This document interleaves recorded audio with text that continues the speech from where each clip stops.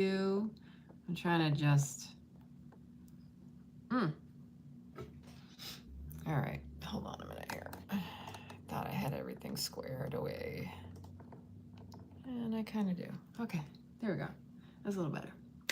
Welcome, welcome, welcome. My name is Lana LaBonte. If this is the first time you are joining me on a live or even after the live, I am here to support, uplift, hopefully that inspires and empowers you to be the best version of you you are meant to be.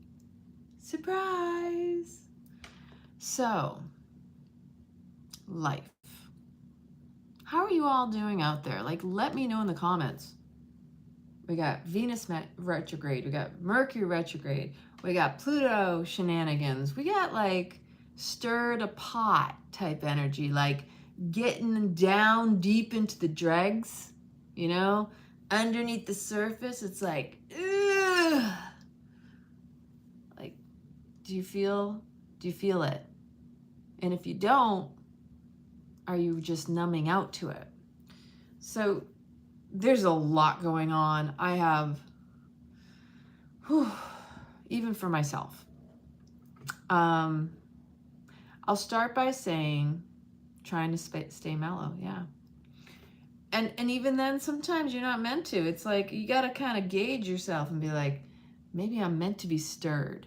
Maybe I'm meant to be shaken, right? We need to be poked and provoked. So in Kundalini Yoga, we call God, G-O-D, generator, organizer, destroyer, but also disruptor. And it's really about getting you out of your comfort zone, because nobody grows in their comfort zone. We're here to evolve. And the more you're willing to feel through the discomfort, you will find yourself in comfort. But it is coming through like waves, right? Sustainer, maintainer. And then when it comes down to it, and I was at the beach yesterday because I feeling the call to feel the waves crash over me, but also stir within me and also feel into the water and what is being churned up for myself and others.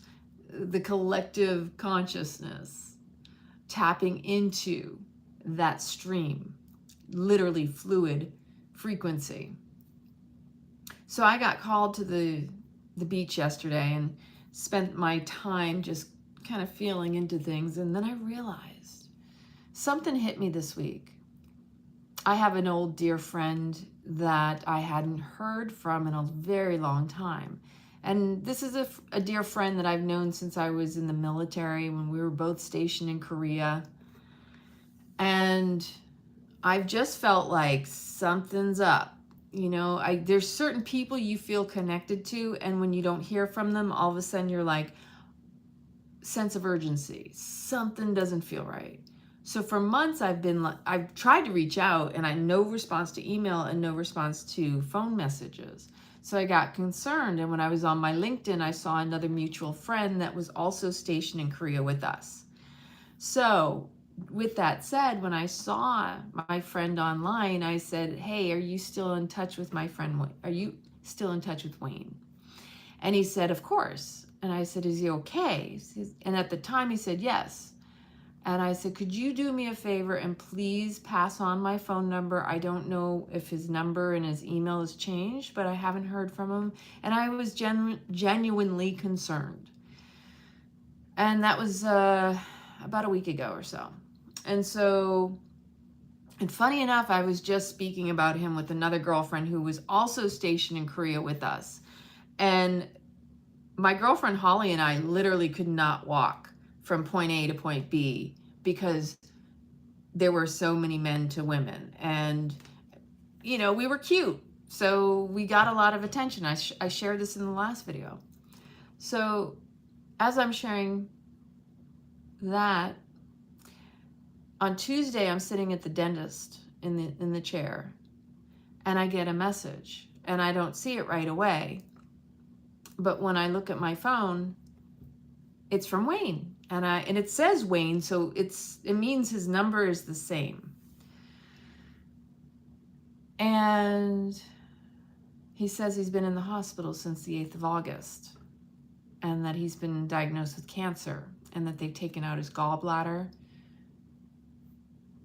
part of his stomach, his lymph nodes, and his part of his intestines. And I'm like, okay. You know when you feel something and it like stirs you, and it gives you that like, I need to find out why I haven't heard from this person. I was genuinely concerned that something had happened to him. And I've stayed in touch with him over the years. You know how like you have a friend that checks on you? And it's one of my friends that is like, I don't speak about them very often. We just have that special connection that we always stayed in touch. I would check on him and he would check in on me. And so I hadn't heard from him in a while. And typically I'll get a regular every 6 months to a year message. Hey, just checking in on you and making sure you're okay. And he's worked in security for big bands like Carlos Santana. Hey, Carl. And really got some amazing stories. I'm just saying, like, yeah, really special soul. I call him the Renaissance man. Like, there aren't very many people who still hold old school values and respect high gaining wisdom. And so Wayne is somebody special in my life. And I don't think I told the story last week about the craziness of I could literally write a book just on the 1 year I spent in Korea. He was a master sergeant when I was still a senior airman, which was an E3. And we were at the club. And we were all sitting down at the table. I think we were probably there for even a comedy show. And there was a group of us that, you know, we hung out together. There were certain people, because people would cycle in for the year tour. Like, so sometimes you were with people for 3 months or 6 months or the full time, depending on when you all arrived in country, because it was only a 1 year tour. They called it a worldwide remote or a short tour. And so we're sitting at the club just having a good time. And this young army guy is grinding up behind my chair. Like, he's clearly trash drunk, right? And he's just, you know, as if he's like thinking he's funny and trying to get my attention. It was obnoxious, actually. It was funny at first because, you know, you're like, oh, he's drunk. But Wayne leans over and he says, excuse me, you need to stop doing that. First off, because he's also, you know, higher ranking. So it's something that in the military, higher ranking people, it's like there's a mentorship with the higher ranks. So if you're of a certain level, it's kind of your duty to maintain, you know, that mentorship with the military. Like, you see someone who's potentially going to cause a scene, cause a problem. In this case, it's a form of harassment, right? You wouldn't think, oh, you know, that's not a big deal. He's not harming anyone. But, you know, one thing leads to the other. If you push boundaries, you know, if people allow things to continue, then they continue. Like, you give them an inch, they take a mile kind of deal. So Wayne tells him, hey, you need to stop. That's inappropriate. And the guy basically he's still humping, and he's like, fuck you. And now that was even more inappropriate, because it's like, now you're being disrespectful. So Wayne goes to stand up.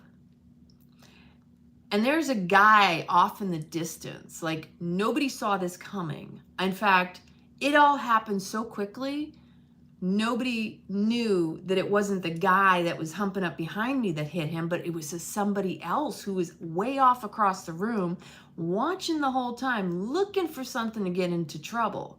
Like, you know, there's those people who are looking to get into a fight, just give me a reason. That was what was happening. And who saw that coming?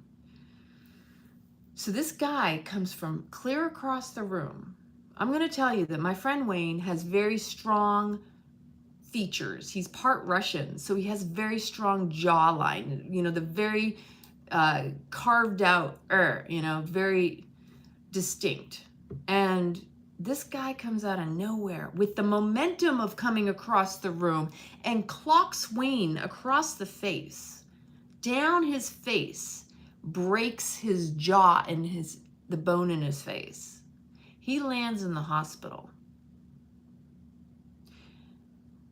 And the security police did a shitty job of the write-up, the police report. And we had friends with OSI, which is the Office of Special Investigations, who saw it because they were there at the club across the room. They came over immediately, like, saw that guy come out of nowhere. And I'm like, because it was all happening kind of behind me, I didn't see everything that happened. And then later find that out. I'm like, what the heck? The long story short is that these guys got off on whatever happened. I don't know why, but despite the circumstances, they got away with it. And it still baffles me to this day. I was trying to remember all the details as I've been reminiscing ever since I heard from Wayne the other day. I was like, holy crap. This starts to bring up all the stuff from your past when you start to realize, like, this hits home. That when someone special who left a really deep imprint and mark in your life ends up having some issue that kind of brings all of your mortality back to the forefront. So at the time we were hanging out, the first sergeant, while he's in the hospital, proceeds to tell him how he shouldn't be hanging out with me, as if that had anything to do with what transpired. And and Wayne was like pissed. He's like, this is not right. You know, just because of the circumstances doesn't make that a situation for you to even determine all this stuff. So I really I have kind of a blank of a memory of what transpired, because I left not long after that. But that caused a huge issue. I mean, I don't remember how far he was from retirement, because he was a master sergeant. So he was able, and he might have only been a couple years from his needing to retire or wanting to retire. But of course, here I am like, what the heck? Like, it was just such a crazy scene. So anyway, with all of that said, I got that message the other day and I was just like, whoa. And it didn't really hit me till yesterday. It's been kind of like percolating and, you know, it's very, very nostalgic, a lot of memories coming up. But it also reminded me about the crazy things in my past, that most people would not believe some of the stories I could tell in 1 year that I was in Korea. Some of the crazy stuff. And I was like, wow, here's this man that, you know, at the time we had a conversation, and I think one of the main reasons, there were a couple different things about our relationship. He was old-fashioned. Like, he was a good man, a good Renaissance man. Like, these were the types of people I hung out with when I was in the service. I had a lot of protectors, like people who watched over me, even during some of the crazy periods of my life. I had people who really did watch over me. And so I look back and I'm like, God, I'm so lucky. And I had some weird things go on in my career too. But Wayne and I didn't evolve into more because I was still young and I didn't know if I still wanted a family. And he'd already had his family and everything. And this is what I've been sitting with and remembering. But he was just such a sweet, special soul, and just someone who always checked up on me and would check in with me, came to visit me a few times over in Maryland when I was living there. And so yesterday I was like, oh my gosh, I wish I could do something, right? Like, what can you do? Hey, Pamela, so what do you do? And you know that I'm very much, if you've been following me for a long time, we don't know the things that cause the disease in others. And we can't assume we know the answer to solve or heal or fix anyone. Because when we were just texting back and forth. I haven't spoken to him yet. But, some of the things, like he was an inspector general in the Air Force. And he went around, he was in Saudi Arabia. He was when all that Desert Storm went on. And they were exposed to all sorts of stuff back then. And it's so hard to tell with the military what all could have caused the problems. And I'm going to go back to, a lot of people don't realize technology, and we're coming from an IT background. He was also in the communications field, as I was. And so a lot of people don't realize that being exposed to radiation, high frequency radiation, satellites, radar, microwaves, a lot of military end up with cancer because of exposure to that. Yeah. I'm speaking about something, a dear friend of mine that I just recently found out has cancer. And he's like myself, he's very highly active. So, I said, I know you can't sit still. I can't even imagine being in the hospital since the 8th of August. So it's almost like 20 days now that he's in the hospital. And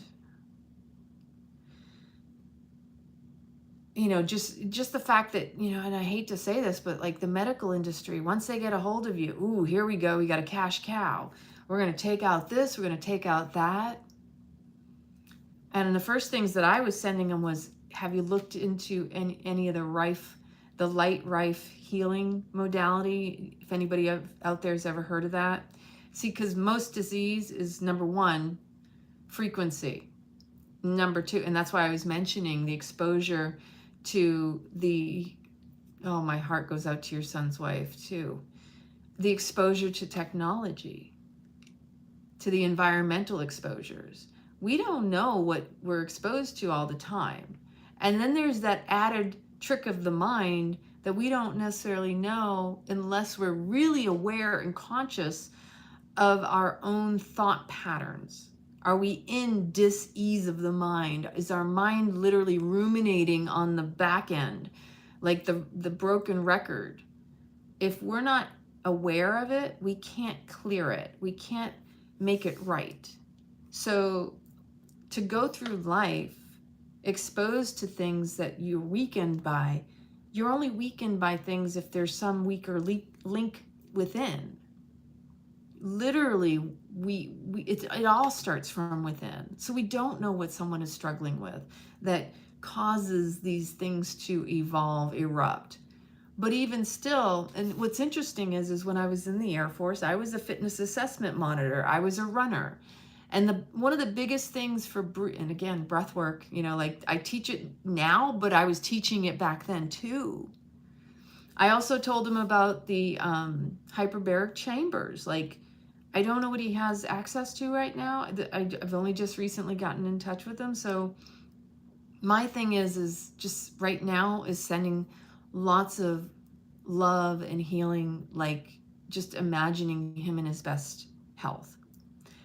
But going back to the one thing we tend to forget, no matter what the disease is, nothing can live in an oxygen-rich environment. So when I was a fitness assessment monitor, in the Air Force, people joked and called it the chair force, and I'm over here going, I saw better in shape military people in the Air Force than I did in the other branches. But when we had to do the bike test, they would hook you up and basically test your heart rate. But I also understood that your heart rate is regulated by your breathing. So if you breathe, yes, the 𝐒𝐬𝐬𝐲 wand is also that rife technology. One of my girlfriends, I think, has one. I have to ask. But he's in Texas, so I'm not sure what he has access to. When you are doing anything, to keep your heart rate at a steady pace, it's a mind and a breathing. you literally have to get into a cadence and a mindfulness of your breathing. Like when I used to run, I used to have a cadence of, I would literally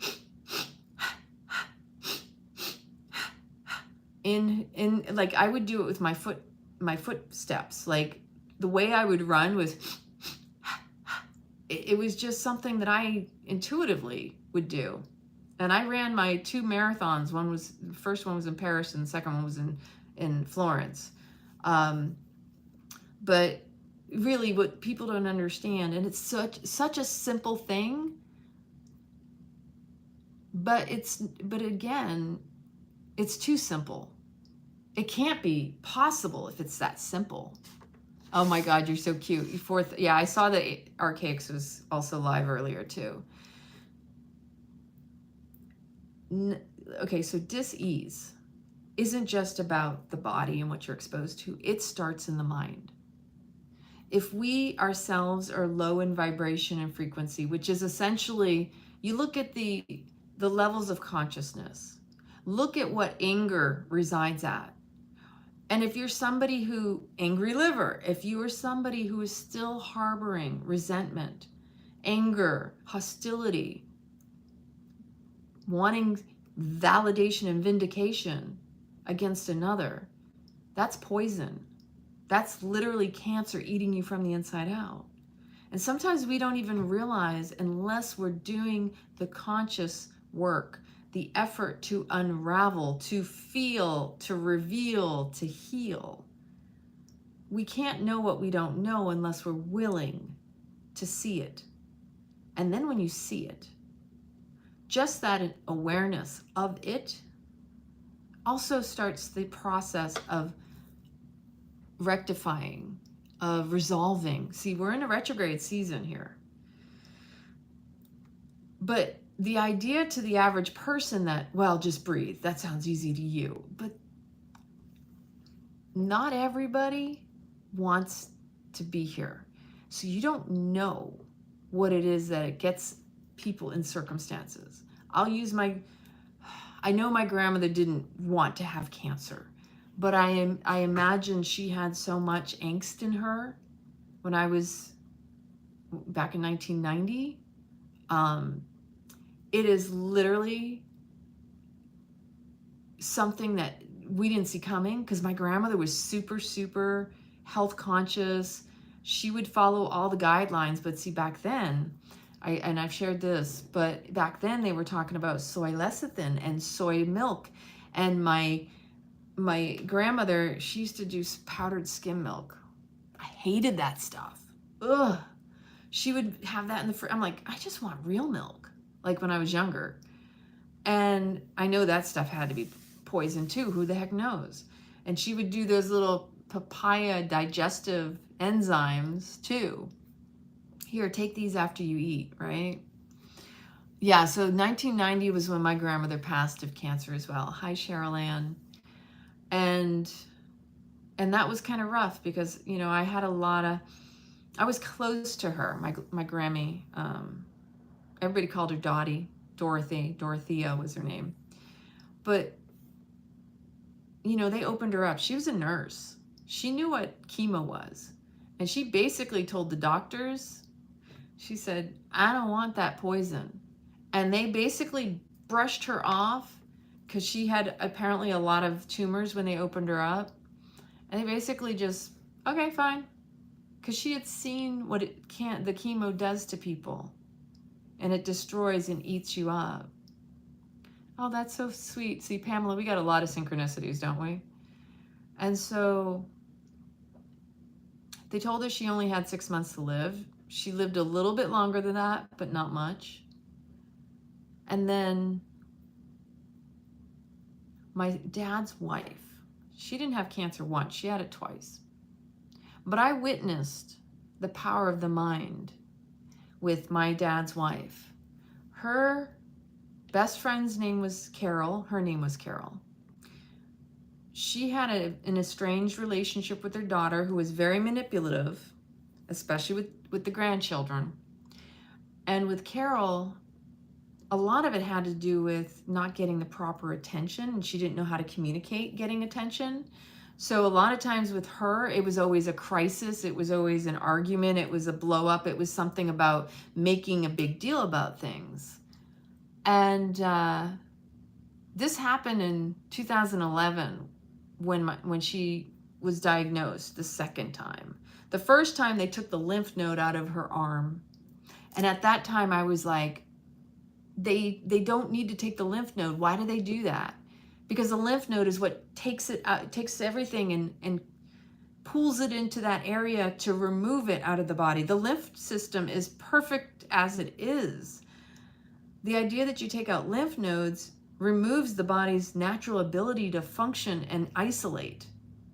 So, and I had just seen something that said they had just figured out that that's not a good idea, and it's the last thing you should even be doing. And so she had to wear a sleeve on her arm because everything would pool into her arm. The following year was when she got cancer. And I was down in Nicaragua for a month in January 2011 doing my first Hatha Vinyasa teacher training, yoga teacher training. And while I was gone, she had fallen and she had to have a titanium rod put in her leg because her femur bone was brittle. And then the next thing you knew, she was in the hospital with fluid in her lungs, and everything just got into the spinal cord and traveled up into the brain. And she literally, the cancer was just taking over to the point where her eyes were even getting grown over by this. It was so invasive and so aggressive and fast. She had just lost her friend Carol. Her friend Carol died of cancer. But I watch and I pay attention to the power of suggestion too. And it made me sad for her. The previous year, my stepdad had died finally, unfortunately, finally, I say that, but he had colon cancer, but he was at the tail end. Like he had his colon removed. For years, he had a colostomy bag. And he died on Memorial Day of 2010. My grandmother, my mom's side, died on Veterans Day that same year. The following year, almost a year to the day, my dad's wife, Carol, dies of cancer. I had hospice at the house. You want to talk about things happening in threes, like auspicious? That was huge. And that's also when I went back to Europe again for another year and a half. But I really believe cancer is literally something that eats you from the inside out. I don't think it's something you necessarily have happen to you. I don't think things happen to us. I think we're just easily influenced. Don't take my suggestion or advice. This is just my witnessing the power of manifestation in the way that others around me, as well as myself,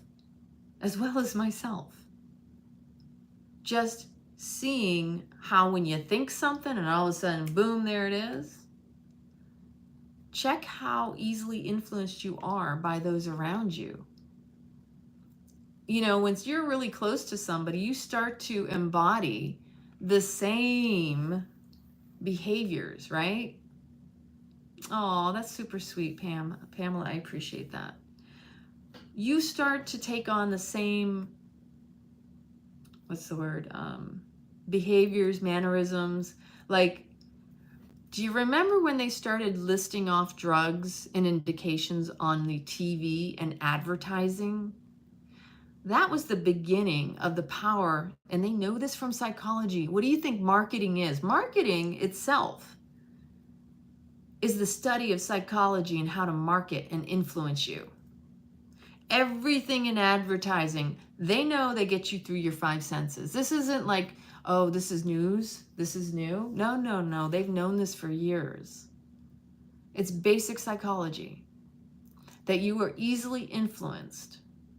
The power of suggestion is real. You see it enough, even if it's unconscious, so you get it playing in the background, you're still being programmed, right? You're cute. The more you are exposed to something, the higher the chance it will influence you. Great example, some of my first jobs interviewing when I was getting out of the Air Force, because my background is IT, is they were trying, again, this was in 2003. I was interviewing for jobs where they wanted to learn your behavior and how to market to you by capturing the cookies, the times of day, what it was you were shopping for. Now look where we're at. I knew about this in 2003.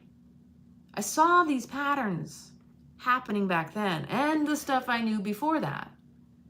It's data capturing.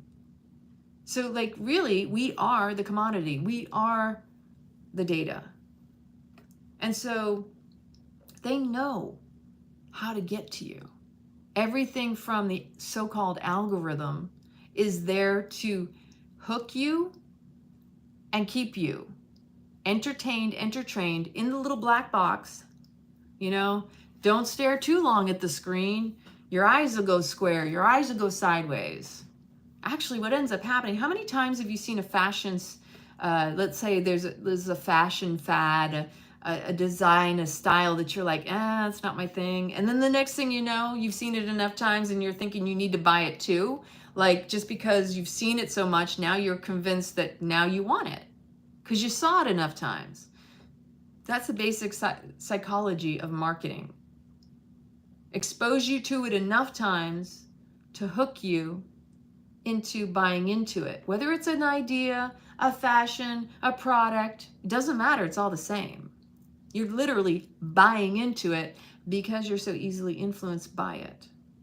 That's why it is so, so important to monitor, to be in awareness, to not just, oh, I just put the TV on for noise, or I just put the radio on for noise. If you put stuff on just for noise, put some classical music on, put some binaural beats on, put solfeggio, something that's going to raise your vibration, not take you down.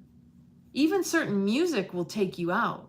The book Power versus Force by David R. Hawkins, aside from the scales of consciousness where it actually gives you a layout as to the different levels of vibration based on your emotions, it also states in that book how they did studies about people who lived in the hood and how it kept the vibration down based on that kind of music. Whereas many of us who are still old enough can remember classical music would help you to study and be smarter. Again, this isn't new. This is factual. It's been proven. And people who have money don't allow their children to be exposed to certain things specifically for this reason. We need to be very mindful in these times, especially. Haven't you seen the craziness that's going on? It's like, okay, are we going to be a part of the problem? Are we going to be part of the solution? First, we got to start with ourselves. The more fragmented we are, the more we are seeking fulfillment outside of ourselves. The externals become more important than the internals because we're avoiding those. But the thing is everything you need is within you. So it's easy to turn around and act like, oh well, we don't talk about that. I don't want to go there. Oh my gosh, that's a passive aggressive one. We don't go there. Oh no, I don't want to talk about that. When people brush off a subject, and it's like, ooh, you got a trigger. You got some wounds you got to work on. Because the more you suppress it, the more you express it. Until you address it, it will linger longer, and it will be the cause of all your suffering. Because you may think cognitive dissonance just doesn't serve anyone. You may think that, well, if I just don't look at it, it won't exist. Remember what I say about the shit show? You may not think you're shit shows, but you're shit shows to everybody but you. So you can try to ignore it, but literally, when you ignore it, everybody around you is looking at you and they can see it. That's why your life becomes a shit show, because you're shit shows. And you have to own it. If you don't own it, it owns you. It's your motivation. It's your driver. It's what's influencing every choice that you make, every decision, everything in your life. And just looking over the course of your life, can you honestly look back and see where you're still doing the same things over and over again? You know the definition of insanity? Doing the same thing over and over again and expecting a different result. But yet everybody else is responsible. You're just playing the martyr. So the other day, I was too. I speak from personal experience. My life was a shit show. I can say this because I was that. I don't just say it because I'm just looking around me, but if I spot it, it's because I got it. It's because I own it. And that's so important, because this is the problem with the world, is people don't want to take personal responsibility or accountability. Everybody wants to be a leader, but nobody wants the responsibility of leadership. Meaning, if you are going to put yourself in a leadership position, you've got to take on the responsibility that when shit goes down, and it's also yours. You don't just accept leadership and say, oh, see, this is all my glory. You just attach to the glory. You got the shit too. Like, a lot of people don't want all of it. They just want the good stuff. And everything is inclusive. You can't try to act like it doesn't belong. Because again, when you only see half the story, when you're so fixated over here and you don't see what's going on over there, you got only half the picture. And that doesn't serve you whatsoever. And that's where people don't understand, where my life, I don't understand why this keeps happening. It's because your tunnel vision is only seeing half of the picture. And when you only see half of the picture, you're incomplete. You're fragmented.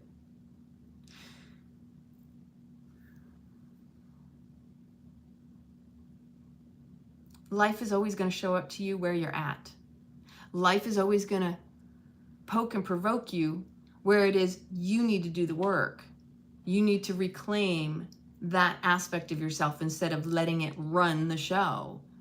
It's too easy to dismiss, and then you fall into an abyss, because ultimately what you dismiss becomes the driver. It is the thing that sticks out the most.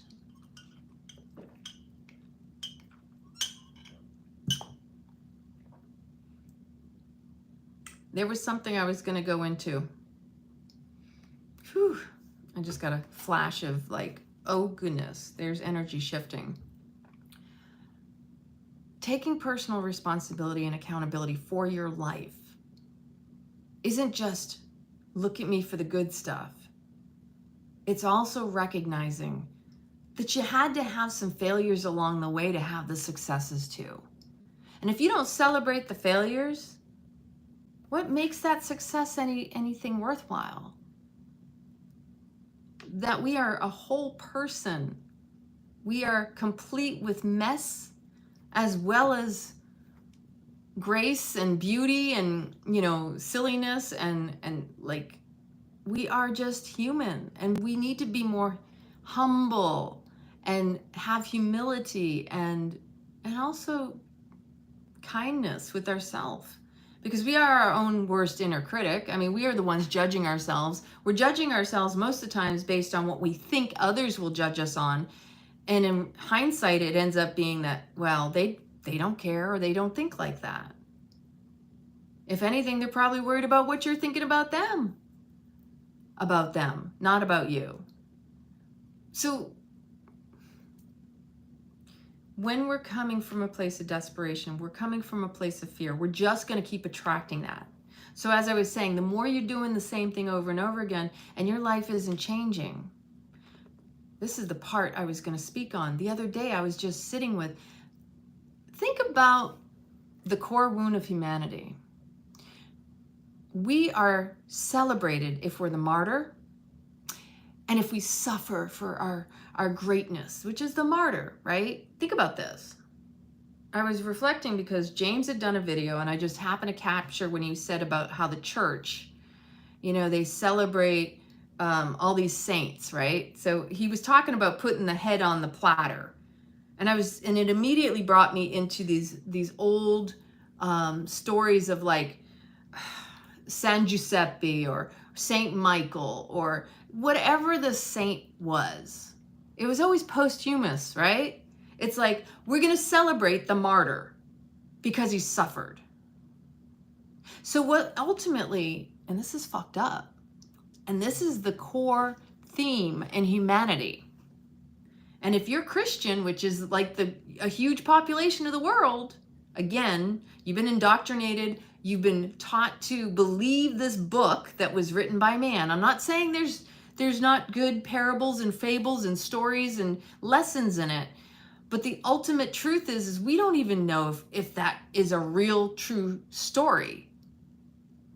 Everything we're told comes from man. We want to believe that we were made in God's image, yet man's trying to make God in his image and be idolized. False idolatry, like big time. There's such hypocrisy in all of that. I mean, and how can you not see the crazy thinking of it? So you get these martyrs who basically died for going against everything. And then in the end, they've been, what's the word? Write it in the comments, would you? They get a special reverence. Now they're dead after all their struggles, all their suffering. And so it sets up this stage that if you're righteous, if you're a martyr, if you're a victim, if you do all the right things according to this, you might be celebrated too. You might have your name immortalized. Does that make sense to anybody? That you would have to go through that struggle, that strife? Sainthood, yes. But I'm talking about there's another name, another word for it. But anyway, it's freaking insane. And that's a perpetual theme. Even Jesus. Oh, I must be, you have to die for the sins of the world on a cross. Like that is the theme that we are all living. So you're struggling and suffering for what? The recognition of the suffering? That, I mean, especially right now, you look in the world and it's like, we're going to make mentally unstable people. We're going to normalize the insanity of these ideas that are out there in the world because, we need them to feel good about themselves. When the rest of us who are like looking at it going, I can't enable that because that's unhealthy. That's a form of, that's a mental health crisis, as we'd say. And so think about that. Let's normalize victimhood mentality. That's insanity. Because what you're saying is, once again, oh, woe is me, look at me up on the cross. Now, worship me.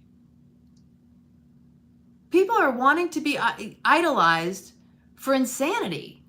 And that's the theme throughout most religion that has been seeped into our culture, cults of personalities, that we have this crazy shit show going on where it's actually celebrated that you're suffering. Look at me, I've been, equality or this or that. It's like, just be a good fucking human. Like, just be a good person. If you are not recognized for being a good person, then you got some shit to work on. If you're going to try to play the games of discrimination this or, people are assholes, right? Canonized. Thank you, Cheryl Ann. I appreciate that. She went and looked it up. I know you did. Right? That's what it was. Canonized. So it's like, really, you look around at people and it's like, what is your real legacy going to be? The woe is me victimhood story, which, guess what the common theme is with that? It's you, not everybody else.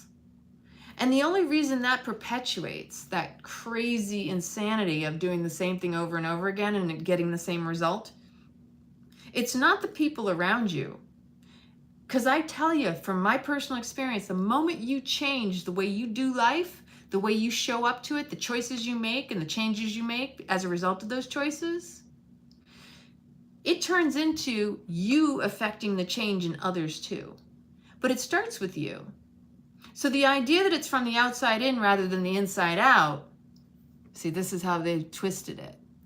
They flipped the world upside down, inside out, and like on its ass, like a donkey. Literally, people don't realize how they're getting played right now. And I personally can't say, you don't want to suffer, but the addiction is to the suffering, right? And it does, it makes us cannon fodder, for sure. And it's like what was considered normal, now we're going to turn around, and for the few, we're going to punish the many. All of that's just crazy, just crazy. So the only way we change is if we do the inside work. We confront what it is that is bothering us, as opposed to pointing fingers out. Remember that loaded gun? Every time you point a finger out of yourself, you got 3 pointing back. So trying to play the victim, you're doing it to yourself. And so if you want somebody else to change the way they behave towards you or treat you, you got to change the way you show up as well. Don't, these people who say, well, you need to come at me right. You need to treat me right. You need to do right by me. It's like, when you demand something, you pretty much create your own resistance. And so would you appreciate it if someone came at you like that? Isn't it the funny thing? The same people that typically will try to demand that you treat them a certain way, they don't like it when it's flipped on them and then told how they need to treat others. It's like, okay, well, you want me to treat you a certain way, but you're coming at me all aggressive. How is that like shaking hands? That's like years ago when I was dating a guy who was he was an English major, and we had a conversation. How do you approach a conversation? Do you come in with an open hand, or do you come in with a closed fist? Because that will set the tone for the outcome. And again, if you're coming from emotions, you're irrational, which means you're in your triggers, you're in your fears, you're reliving your traumas, and you can't make a rational decision. Because when you're irrational, hello, emotional equals irrational, which equals nobody wins, okay? And nobody likes that, oh my gosh, the regret, when you go into regret stage. So this really came up to me earlier. I was like, oh my gosh, am I the only one who looked at history and religion and just, how did they get canonized? I mean, basically setting the stage, Jesus was one of the main ones because he got nailed to the cross. We are Christ consciousness. It's just most of us haven't tapped into it. Come on.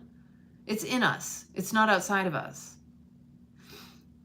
The idea that you have to suffer, and that was something I used to, my Italian boyfriend, he would do this, oh, woe is me, and I'm like, you just watched the news and you just got influenced by the news, so now you're suffering because you think you need to suffer because of the news.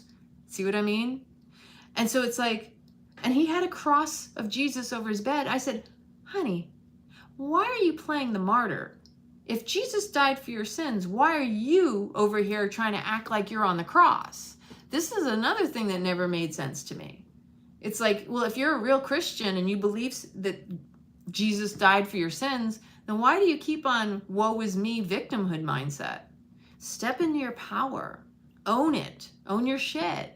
And stop letting others own you, because basically the reason that happens is because of fear, fear of abandonment, fear of rejection, trying to be the peacekeeper. Now, I know this takes a lot more work than just identifying those things. It takes the actual consciousness of a willingness to see through your own bullshit, your belief systems. Because we do sometimes get a little rigid in what we believe. And our dogma doesn't serve. It causes the disease within our bodies.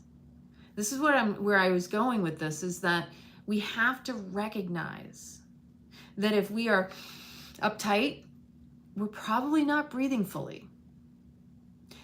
Dis-ease cannot live in an oxygen-rich environment. This is why I say breath work is so important. If you're not breathing fully deep down into your belly and you're cut off up here, you are depleting your body. You are actually suffocating every cell, every organ, your blood, and you're creating the dis-ease within. But it starts here. The only reason we hold our breath when we're triggered is because something has triggered the old trauma, and then we start reliving it. And so this is part of the cycle, the crazy cycle. The trauma response is always going to give you a clue into what it is you need to do, what you need to work on. Sounds easy, but most people don't want to believe it's as simple as being conscious and present in the moment and just literally slow down. Stop running. I was a runner.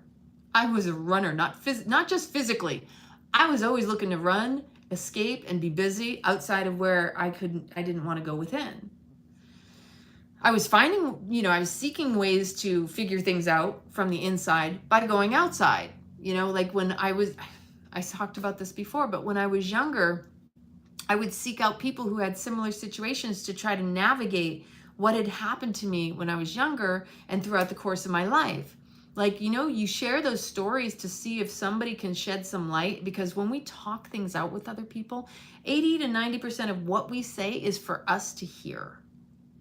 So it's why community and relationship is so important, that we're not supposed to be hiding off in a cave or up in the Himalayas, that when we relate to one another, we're learning about ourselves.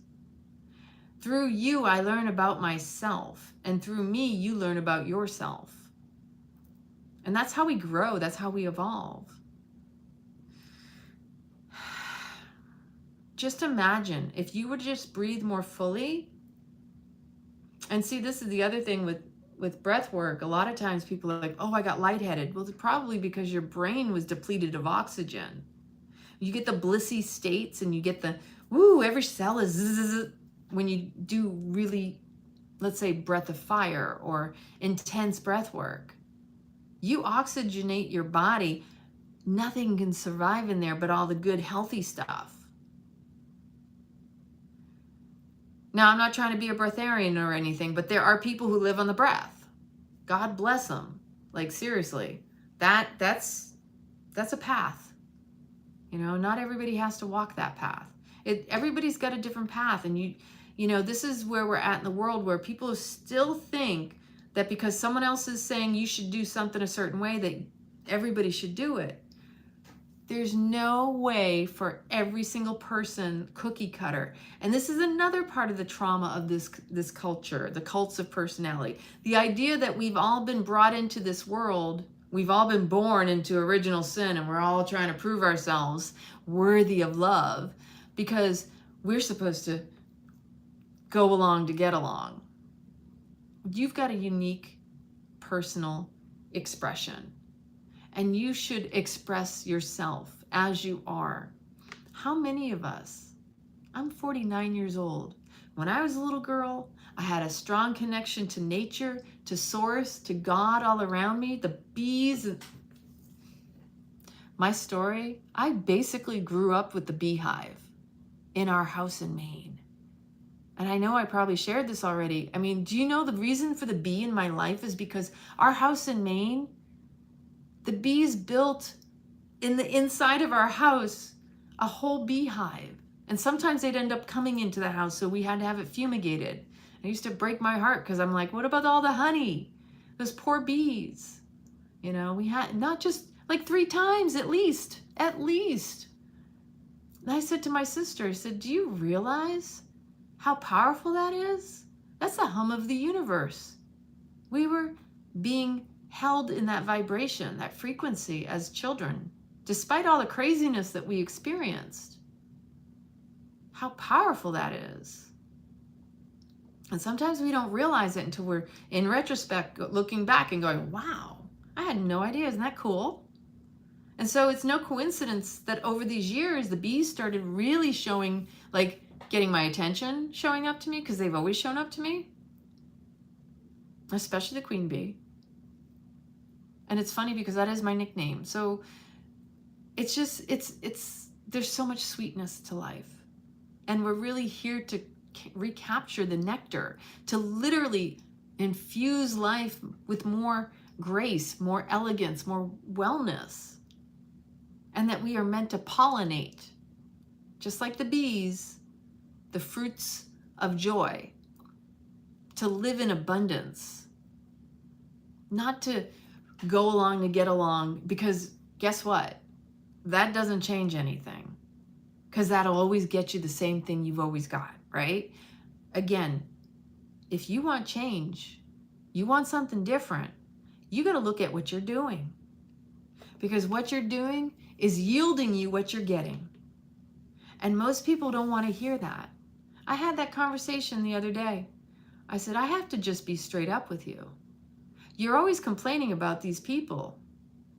At what point are you actually going to acknowledge you're not the victim of these people? You're still doing and expecting the same thing from them. Who's crazy? You or them? That's a humble moment when you actually have someone speak to you and like hold you accountable and go, listen, I love you, but I'm observing and hearing this. You're saying this quite often. At what point are you going to make a change that's going to also affect this other situation? You want them to change? You have to change. I've been doing this for a very long time, and it became so abundantly and apparent to me in 2008 when I came back here to the US. I never had any intentions of being back here. I should have been staying in Italy and living that life. Like, this is not me. Not the me I imagined, like this is a temporary space at the moment. I'm in the middle of something here. But ultimately, I had to come back and confront all of that shit show. And it was a shit show, let me tell you. Yeah, I was living it up in Italy, but I also wasn't that happy. And looking back, Italy was one of the biggest teachers for me. Italy's where I learned, do you live to work or work to live? Americans typically work to live. And when you live to work, no, they live to work. I'm sorry, I said that wrong. If you're living to work, you're aging. That's a speeding up of the death. Unless your work is your passion, and then really what you're doing is working to live, because that is part of your essence. It taught me so much about recognizing that other people do not make you happy, that other people's behaviors do not reflect upon you as you. And even when I thought, but he's acting this way and it affects me this way, the reality was I was just choosing to stay in the mud. Like, I had every opportunity to say, okay, I'm done, I walk away. And when I did start making those changes, everything around me started making changes. So I went and I did Date with Destiny, best investment in my life, 6 days of confronting the promoting and the demoting habits and recognizing my core values and all that wonderful stuff. And then I started going back to Italy, and my whole relationship with Claudio shifted significantly. Yeah, he was still, he had his stuff. But because I started making changes, I also saw how he changed the way he responded and treated me. And he held me in a higher regard, even with all the craziness before that. Like, we split up on good terms. We had a good separation and a respect for one another. Like, I see where you helped me heal and work on some things, and vice versa. And you can't force anybody, or you can't make them want to make changes that would benefit them. They have to go through whatever it is. They have to come to, as I say, their come to Jesus moment. Like, literally, sometimes people have to lose it all. Oh gosh, I have been there, lost a lot. If you listen to any of my videos, you'll know. I've had some crazy life experiences. And it still keeps me resilient and humble. You know why? Because I'm still here breathing, and I'm grateful for that. I even got some pretty orchids on my table. Isn't they pretty? They're so cutesy. I love orchids. Do you ever look at the orchids? I have to take this moment to appreciate the orchids. They look like little lions in there. I had another one that was white with the pink in the middle, and they're just so beautiful. I love orchids. I'm getting better at taking care of them. So if I could really impart anything, especially with this particular time we're in, especially because some of us know what's coming down the pipe, I'm going to tell you that this week I literally, I've been in reflective mode since I found out about my friend Wayne. I mean, I had my own near death when I ended up in the hospital for my appendicitis. But for whatever reason, sometimes it seems like if it's someone closer to me, like when I lost my mom in 2018, that seems to hit me harder. My body's a great teacher. That just teaches me what I'm not addressing. And that's huge. But when it's someone I really dearly love and care for, it's almost like, oh, fuck. What are the regrets that people have when they're on their deathbed? I wish I hadn't worked so much. I wish I'd told them more how much I love them. I wish I would have spent more time with them. I wish I would have done more of the things that I wanted to do. That's kind of some of the stuff that's been coming up for me again. What is it for you? Because when you look back on your life, there should be this big old smile on your face like, yeah, I fucking did it all. I didn't hold back. I went for it. Because life is too short to have regrets. I mean, I had plenty, but at the same time, you know what? I'm past that.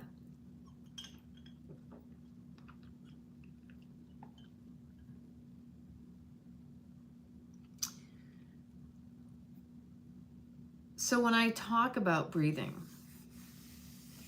because breath work is what brings us into the present moment. If you've watched me long enough, and the reason I bring it always back to the present moment is because this is all that matters. Your power is here now, in this moment. If you start talking or thinking about the past or the future, it takes you out of the moment. If your mind is even the slightest bit, and yeah, of course, we're going to reminisce, we're going to think about old times with regret or admiration, and you know, I'm over here remembering when I was in Korea with Wayne, and we went to Seoul, and we went to the Nutcracker ballet, and I'd almost forgotten about it, but it just kind of popped in this morning when I was in my meditation. I was like, oh my gosh, I almost forgot about that. Somewhere in my archives, I've got a picture of us.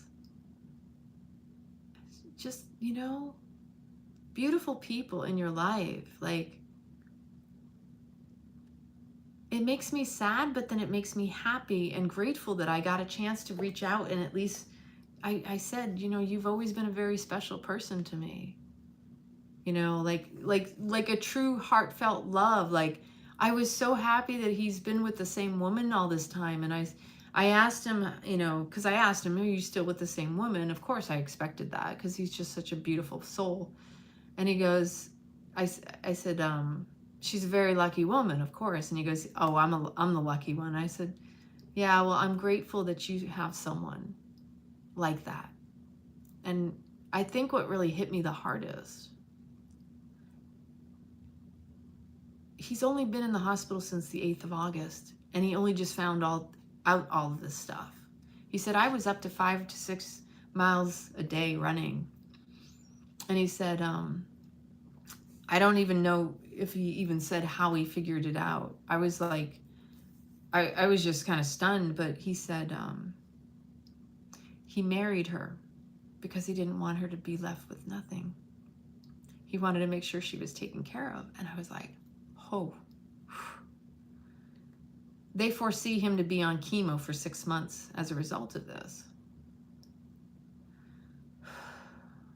But when people are making those preparations, like that, it's like, that to me is what hit me. I'm grateful he has, I know he has children as well and grandchildren, so I know he has good family around him. And I'm grateful he still has his partner as well, and that it's such a beautiful relationship. But when he said that he married her, I was like, is it that, you know, is he foreseeing it to be that severe? And that's really why it hit me the way it did, was because I was like, shit gets real when you start hearing stuff like that.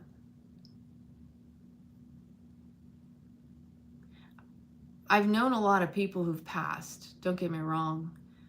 But as far as people very close to me that like tug at my heartstrings like that, like my mom was the hardest. My grandmother was the first one, both of my grandmothers, but for my dad's side more so than my other grandmother. But I have just been in this reflective mode of realizing we don't have anything to hold us back.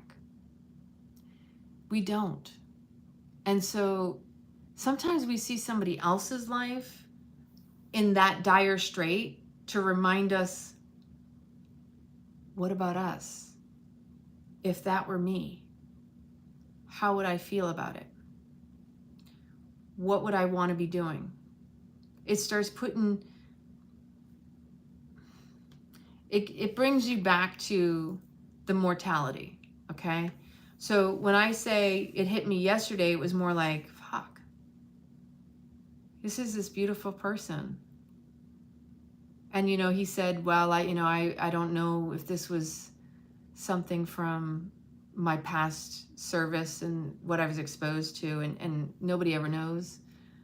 My stepdad too. I mean, my stepdad was exposed to all sorts of stuff too during his service. Yeah. We really don't know what someone's struggling with internally, is my point. And so whatever you're going through, don't suppress it, because that is what feeds cancer. That is what causes dis-ease, is the inability to address what it is you want to suppress. And whether you like it or not, your shit's going to show, because what you suppress will express itself outside. You know, putting the blinders on and not wanting to deal with it, the cognitive dissonance doesn't make it go away. It actually comes back much stronger. And so when you look around the world, and in this particular week especially, because, you know, the debates and things have been on, right? I had a couple people around me trying to have these conversations, and I said, whoa, can I be honest? None of that interests me. And you know why? Because that's a puppet show. That's called wag the dog. If voting worked, it would be illegal. And if you didn't learn something over the last few years, it showed you the truth. And people have to wake up and stop holding out for people who show themselves untrustworthy. This is the world we're living in. Holding out for a liar to do the right thing, yeah, selected, not elected. Holding out for someone to do the right thing, it's on you. That's your own choice. That's a trauma in our culture. Oh, thank you so much, Sam. Thank you, Sam. You can do whatever you want. I've got Cash App, I've got Venmo and all that stuff. But ultimately, what's most important, believe them when they show you who they are. They're showing you, us, how untrustworthy they are. And that if you give them an inch, they're going to take more than a mile. You can't, compliance does not end tyranny. Somebody pointed that out the other day. Like, I read I think it was on Twitter. I'm not saying the other thing. Somebody had pointed out, people want to go along with it and act like, again, this is cognitive dissonance, and acting like they're going to do the right thing. Look at history, people. Going along to get along doesn't get anybody anywhere.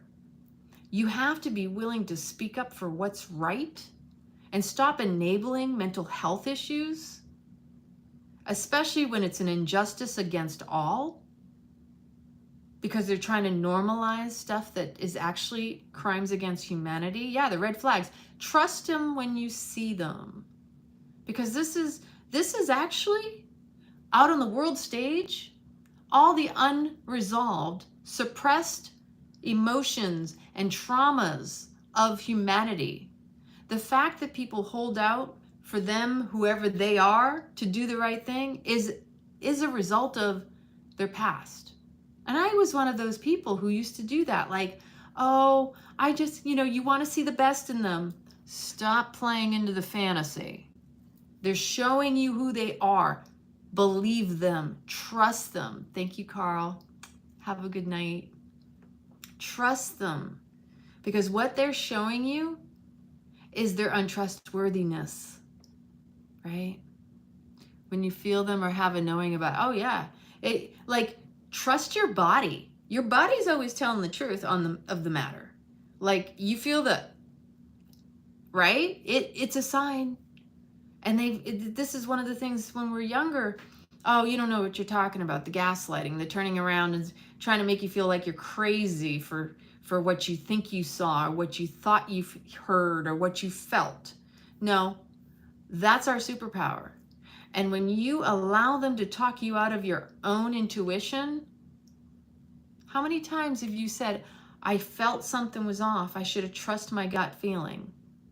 I do that now. I trust it. But there were many times in my past where I was like, I should have trusted my gut. Ah, darn it, I knew it. So why not follow it? Of course, you know why we want to believe the best of others? Because we want others to believe the best of us. The only reason we're doing that is because we don't want to be rejected. So the fear of rejection and abandonment tends to backfire on us because we act from the place of fear. And remember what I said, if you're coming at something and you are coming from a place of fear, what do you think you're going to attract? More shit to fear. Like attracts like. The energy you show up in, if you are doing things from a place of desperation, desperation leads to desperate times. If you act out of fear, you're just going to attract more things to have fear over. Because it's a harmonic resonance. Wherever you're vibrating, you attract where you're at. Literally, life shows up to you to match your vibration. And yes, if you're repeating a lesson and you're like, wait a minute here, I've already, this is awful familiar. I've been here before. Tap into the wisdom, because your body's telling you, whoa, red flag. Been here, done this. Not today, Satan. Like, you have to get to a point where you don't let it take you out. Because if you don't trust yourself and you put your power in other people, who is the one who's really to blame?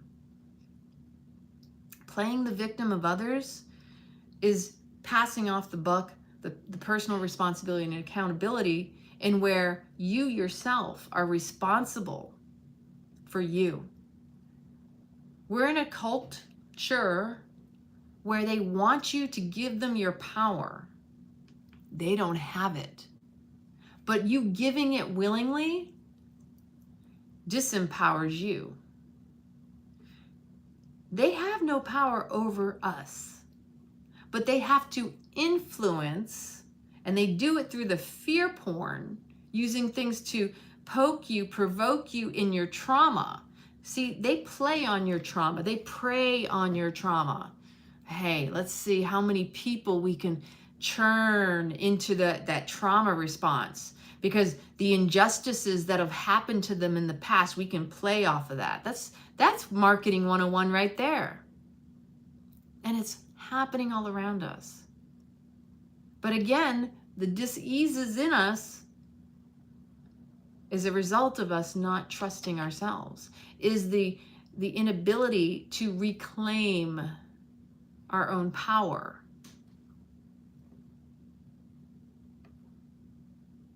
By the way, now that the rainy season's here, I'm getting lots of palmetto bugs. Those big roaches. I heard something drop in the kitchen. And I think I just, can't stand those things. They're gross.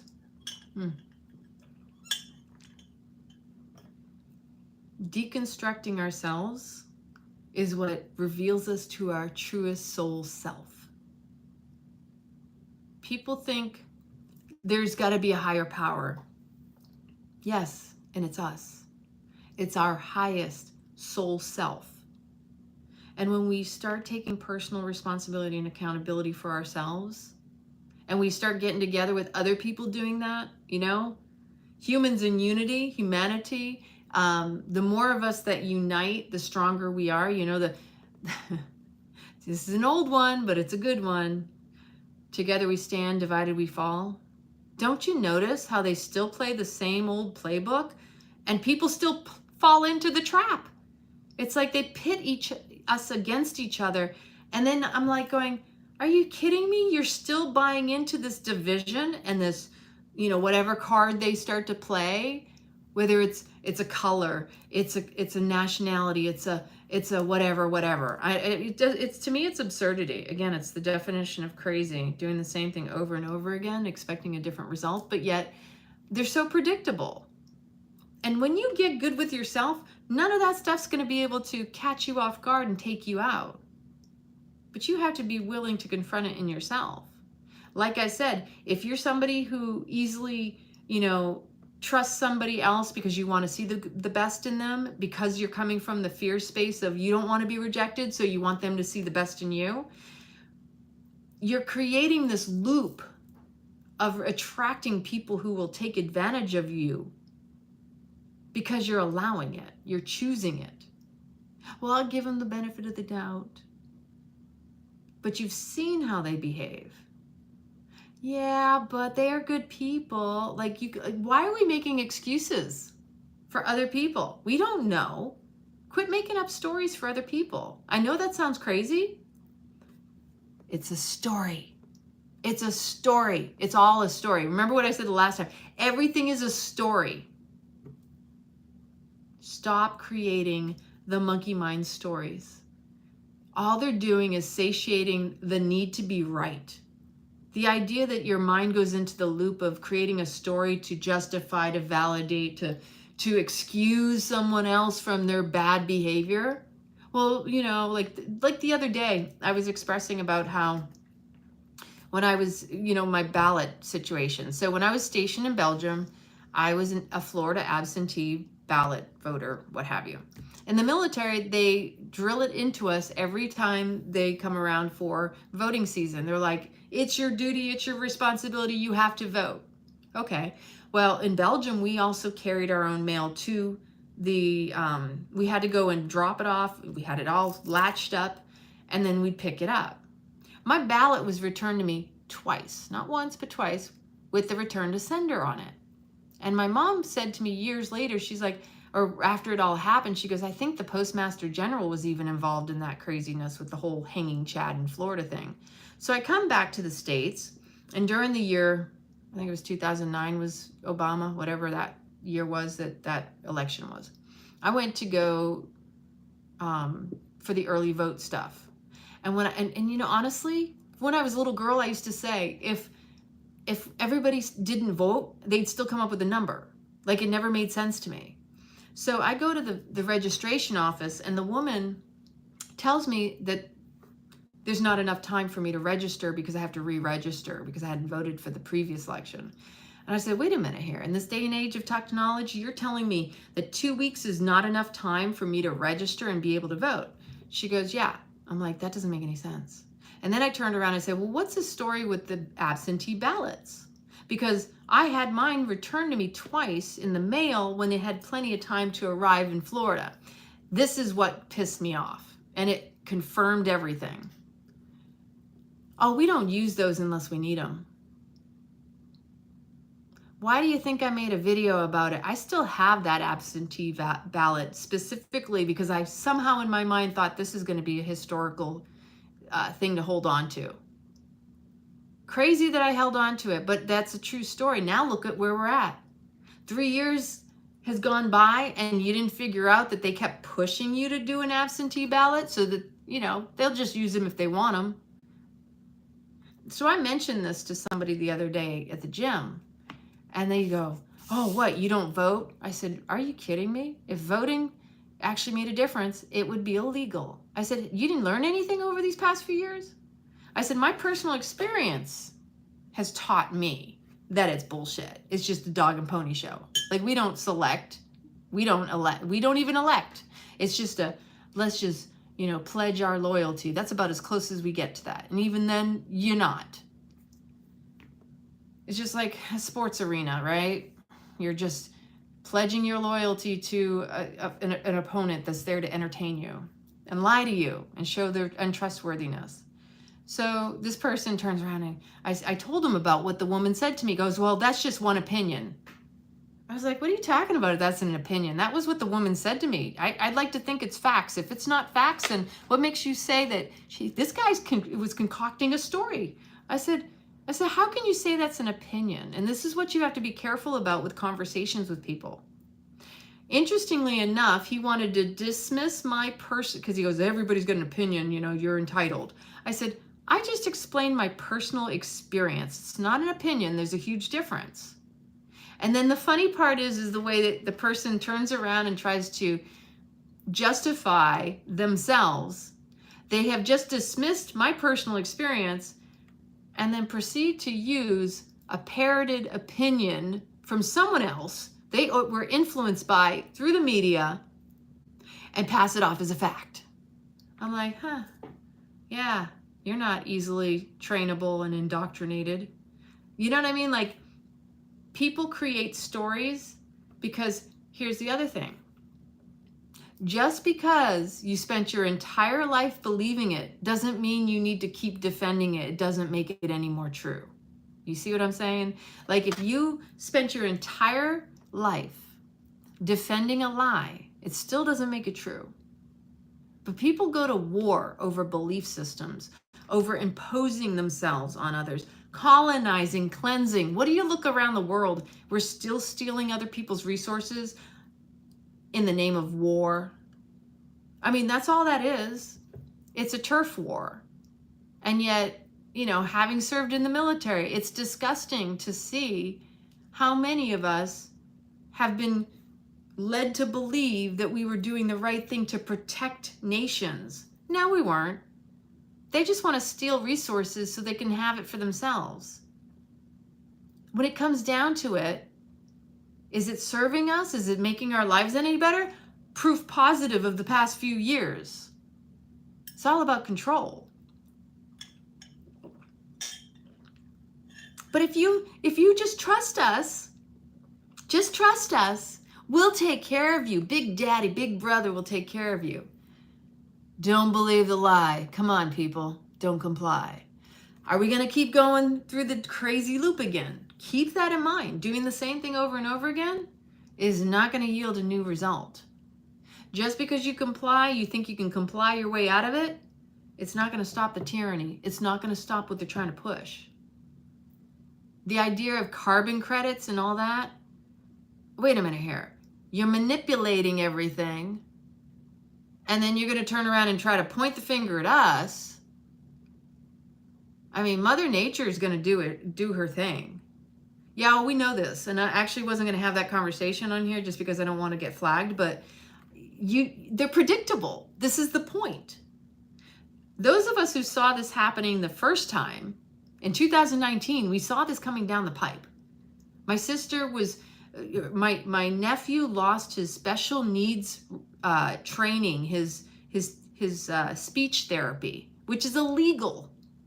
The state removed all religious exemptions, and he was denied his state benefits for speech therapy.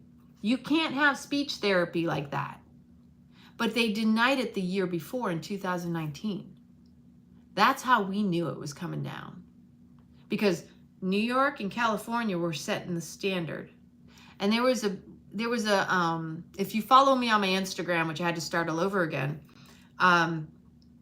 There was a video the other night that I posted where there was a guy from Argentina, and he essentially had a big board up and he said, I want you to know I'm coming from the future. In my country, in Argentina, they used us as the test ground. They are trying to push this socialist agenda on all of us. And you got to remember, if they take America down, we're fucked. Because that's where they're trying to destroy us. If they destroy our nation, we're fucked. So I'm not saying that you have to do things to the extreme, but you got to stop doing the things you've been doing over and over again. I'm not saying you got to go out and pitch a fight. See, we got to be smarter. We don't have to do it harder. Honestly, if I had my way, I'd say we go back to the old tar and feathers days. Because back in the day, you set people as an example for the tyranny, the lies, the deception, the deliberate crimes against humanity. I mean, these are chargeable accounts. But you got to have the people working for the people. These aren't people working for the people. That's the problem. This is all part of the same group of people that are selected. And you know what it really saddens me the most, and especially having been in the military and because I know the boys club situation. When I was in the military, and then I went into government contracting, and you know, if you know my story that I got blacklisted, it's a boys club. All of it's a boys club, and we aren't in it. And there's still people that don't believe women should serve in the military. And I didn't even realize it until I had an experience or two, a few. But it's really easy that if you don't go along with the boys, they will make sure your life is hell. They will blacklist you. They will, you know, through the grapevine. And the screwed up thing about it all is, they all think they're better than everybody else because they can get away with what they've gotten away with. But they're just as expendable. That's the fucked up part. Is you might be on a certain tier of this stuff. Oh, I'm making really good money. I don't want to lose my what do they call that? My honeypot, my cash cow, especially in the contracting world. So the fact that they've got certain people at certain levels, those people have no... They have no conscience around what they're serving. And I was saying to a couple people this morning at the gym too, I said, you know, it makes me sad, the world we're in right now. There comes a time when you have to imagine, at least I like to imagine, there's a man, a human, a woman, somebody who's serving in the military. When I was in the military, if it goes against the 𝐒𝐚𝐬, there is a point you turn around and go, I'm not doing this. That's an unlawful order.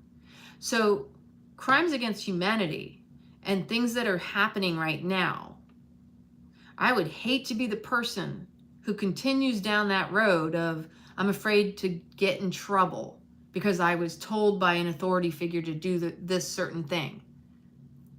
The smart individual remembers the 𝐒𝐚𝐬, Uniform Code of Military Justice. If you go against it, it doesn't matter if you were given an order. That doesn't absolve you for doing it. Because you, as a military member, have a moral obligation to uphold the 𝐒𝐚𝐬. So just because you're afraid of your commander or whoever gave you the command, you are responsible for doing it or not doing it. A lot of people don't understand that military don't just follow orders. But see, I don't know what kind of service members they have in there now. The other thing I didn't know about until I was in the military is you can actually, as a foreign national, become a U.S. military member and gain your U.S. citizenship. Now, a lot of people don't know about that. But I served with people from other countries that were in the U.S. military. And I didn't know that happened until I found out about it during my time in service. And this is something that was very common during the wars. That other countries, if you just go look up in history, some countries didn't have enough people to conscript for war. So they outsourced other countries who had no real, Think about it. You hire somebody from another country. Do you think they care who they shoot? It's kind of messed up. Not kind of. It's kind of like when people cross the border. You don't know what their real purpose is. Okay, I think I need to end the stream from there. I really just wanted to come on here and just kind of touch base and see where we're at, because if you haven't been doing the work, you need to be like confronting the stuff that's coming up for you, because if we do not confront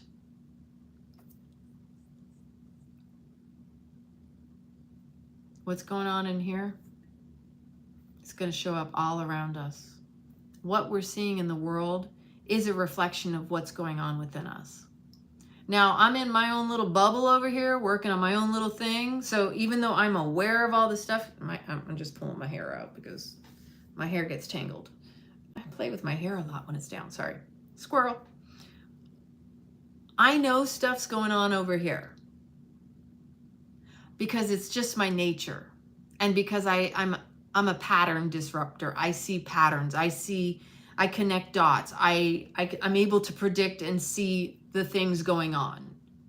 I've been like that since forever. And it's also why I was good at what I was good at doing when I was in the military. I was very resourceful, always knew who to ask or where to look for information.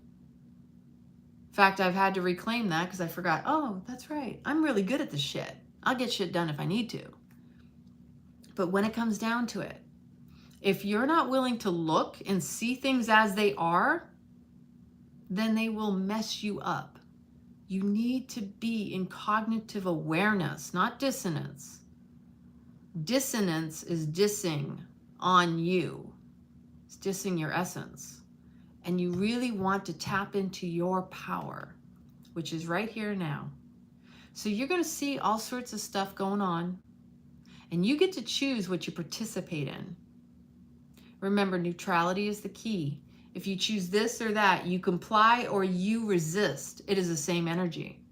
The key, let's try this again. The key is doing something other than what they're trying to like lasso you into. They know they need you in there no matter what. It's like when you get on social media, they want you on the app. So they keep feeding the algorithm because they know what you like to look at. Lately for me, it's been the animal videos, you know, the funny cats and dogs and stuff. It's like they loop you in, they hook, line, and sinker you. They know. Come on, this is psychology. This isn't new. None of this is rocket science. And to act like it's not happening, it only harms yourself. Especially when a lot of us are over here going, we got better things to be doing with our time. We're here to get this world in a better state. Emotionally, mentally, physically, and spiritually. But it has to start within us. Fighting with each other, that feeds them too. If you see somebody who gets upset, just remind yourself, your issue is not with that other person. If anything, sometimes it's better to just smile and say, it's okay if we don't agree, but don't escalate your voice. Don't get triggered or allow them to take you into their pain. Try to see if you can pull them into your peace. And if you can't, that just means you got to work on yourself more. But the compassion has to start with self. And we're all literally in this together, whether you want to believe it or not, because the collective consciousness is a collective collaboration. We ain't getting out of this alive. So thank you so much for tuning in tonight. I love you and appreciate you. I'm kind of like in my, I think I'll be, maybe I'll get to bed early tonight. I don't know. But I really highly encourage each and every one of you to like slow down. Give yourself some compassion, some grace. Give yourself the space to really be alone with yourself. And that's sometimes the hardest thing for people. Yeah.